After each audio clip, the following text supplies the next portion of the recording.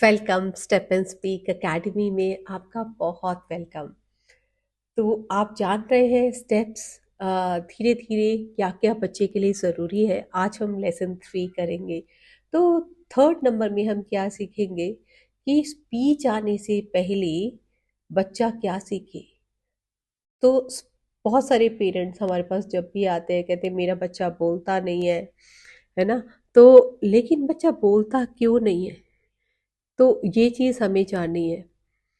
तो क्या बच्चा बोलने के लिए रेडी है, ये देखना है हमें। तो उसको हम समझेंगे कि स्पीच सिर्फ बोलना का शब्द नहीं है। स्पीच क्या है? फाइनल स्टेप है। तो स्पीच आने से पहले 5 स्टेप ज़रूरी है जो हमें समझना है कि बच्चे को आना चाहिए। तो आइए देखते हैं कि 5 स्टेप कौन से हैं। सबसे पहला है अटेंशन, ध्यान देना। अगर बच्चा आपका फेस या एक्टिविटी पर ध्यान नहीं दे रहा, तो क्या वो साउंड पे ध्यान देगा? नहीं, है ना? तो अगर वो बच्चा देखेगा ही नहीं, 5-10 सेकंड तक भी एक्टिविटी को फोकस नहीं कर सकता, उसका अटेंशन इतना नहीं है, तो वो नहीं बोल सकता। Second, eye contact. क्या बच्चा आंखों से देखता है आपको, या जो एक्टिविटी करा रहे हैं क्या वो देख रहा है? तो जब भी बच्चा आपकी आंखों में देखता है, तभी वो आपके लिप्स मूवमेंट और फेशियल एक्सप्रेशंस को कॉपी कर पाता है। मे बी एक्टिविटी उसको इंटरेस्टेड लगी, देख सकता है, लेकिन बहुत सारे बच्चे जब बोलते हैं तो फेस देखना पसंद नहीं करते।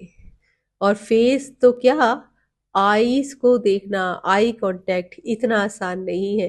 तो इसलिए हमारे को बच्चों की कोशिश करनी है कि पहले बच्चों के अंदर आई कांटेक्ट आए। थर्ड है स्किल, इमिटेशन स्किल, नकल करना। तो स्पीच की शुरुआत इमिटेशन से होती है। तो पहला बच्चा क्या करता है? कॉपी करता है क्लैपिंग। फिर अगर टेबल को टैप टैप टैप करते हैं तो बच्चा वो भी कॉपी करता है।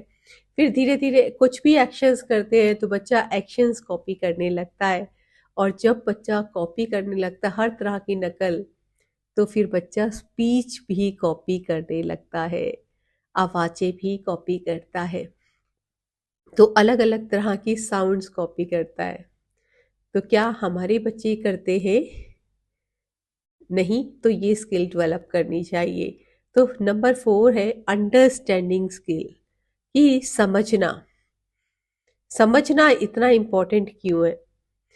अगर बच्चे को बोले गिव मी बॉल, लेकिन वो समझ ही नहीं रहा आप क्या कह रहे हैं, क्या वो आपको बॉल दे पाएगा? नहीं। अगर बच्चा समझ ही नहीं रहा तो कैसे वो आपको बॉल दे पाएगा?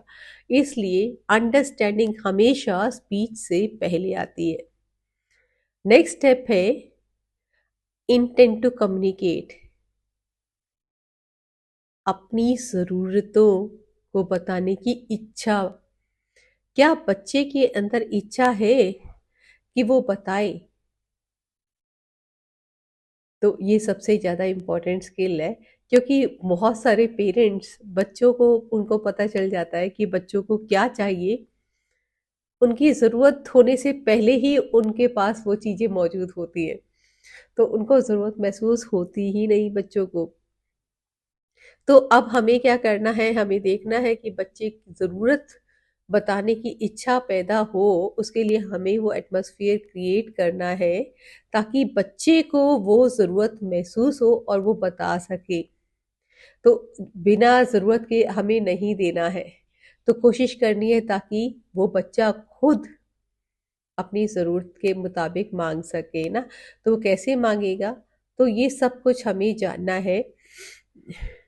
तो जब बच्चे को जो ज़रूरत के हिसाब से जब उसको चाहिए वो चीज़ बताता है, वहीं से स्पीच शुरू होती है। ये नहीं कि वो कैसे बताता है, लेकिन ज़रूरत बताने की स्टार्टिंग ही स्पीच का स्टार्टिंग है। तो इसलिए हमें याद रखना है कि कम्युनिकेशन स्किल जो है और ये पहले आएगी, कम्युनिकेशन स्किल पहले आएगी और सेकंड फिर स्पीच आएगी। तो स्पीच का डेवलपमेंट बाद में होता है, पहले कम्युनिकेशन स्किल्स डेवलप होती है। तो नेक्स्ट लेसन में हम देखेंगे इन स्किल्स को हम कैसे डेवलप कर सकते हैं।